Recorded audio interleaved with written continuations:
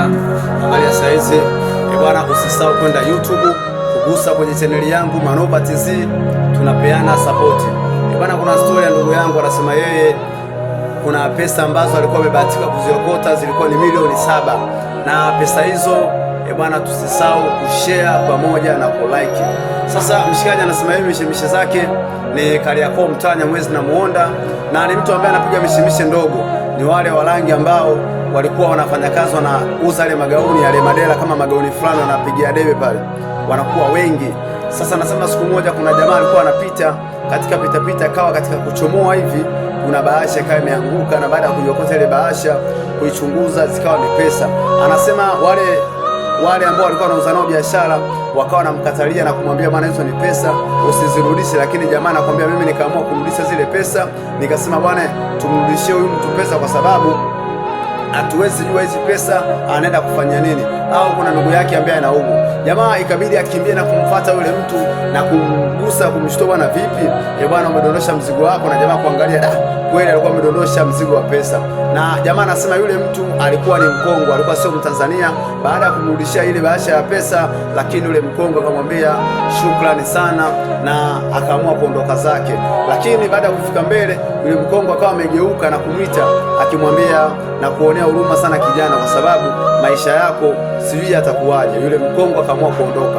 Lakini mshikaji baada ya kurudi pale maskani, jamaa akawa anamcheka na kumwambia angalia, sio umerudisha pesa, hujapewa hata shilingi 100.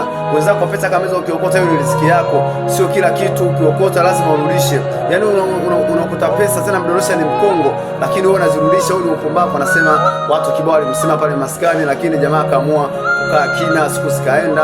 Sasa mshikaji anasema baada ya wiki akajikuta anagombana na yule bosi wake pale alipokuwa anafanyia kazi, na chanzo cha ugomvi kutokana na hizo pesa kuonekana kurudisha zile pesa, watu wakawa wamemaindi na nini, akaamua kukimbizwa kazi. Mshikaji akaamua kujitafuta mwenyewe na kusimama barabarani na kuanza kuuza ne biashara yake ndogo ndogo, huko akimbizana magambo Kariakoo. Sasa mshikaji anasema sasa nikaenda, lakini bado nikawa naona biashara yangu haifunguki, kila kitu kinabana. Mwisho wa siku pale nilipokuwa nimepanga, kodi ikaisha, pesa kulipa kodi sina, bibi kubwa ni matatizo, yani shida zikawa ni nyingi.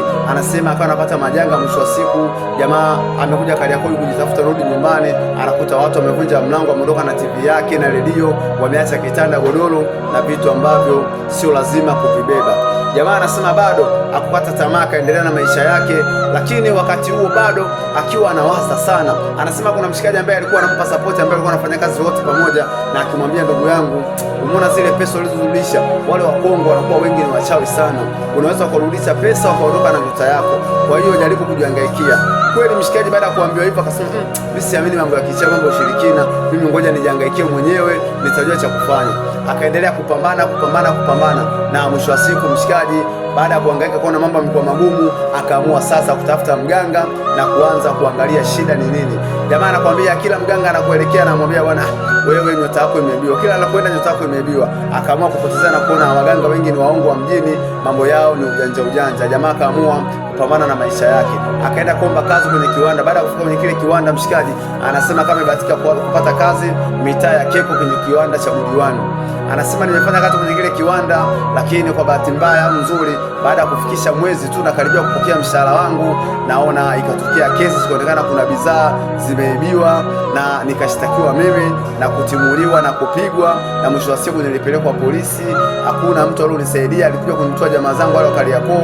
Kwa hiyo nikatoka nikiwa sina kitu, sina chochote, nikaendelea tena kupambana na maisha yangu. Sasa baada ya kukaa kuona mambo yamekuwa magumu, nikaamua kurudi kwetu Singida. Baada ya kurudi Singida nikakutana na familia yangu, lakini babu akaniambia mjukuu wangu una shida. Na babu baada ya kuniangalia mikono yangu akaniambia, wewe mikono yako hii kuna vitu vimechukuliwa, na kwani kuna nini kilichotokea? Lakini jamaa anasema bana, hamna chochote, zaidi kuna pesa nilikuwa nimeokota na kuamua kuzirudisha. Anasema sio kila pesa inafaa kuirudisha, ndio maana ukiokota pesa unatakiwa utulie kwanza. Sio kila pesa unayookota uirudishe, hasa pesa ambazo mnaokota masokoni ni pesa zinazokuwa zimetegwa, pesa za kuiba nyota, pesa za kuchukua kila mvuto wa aina.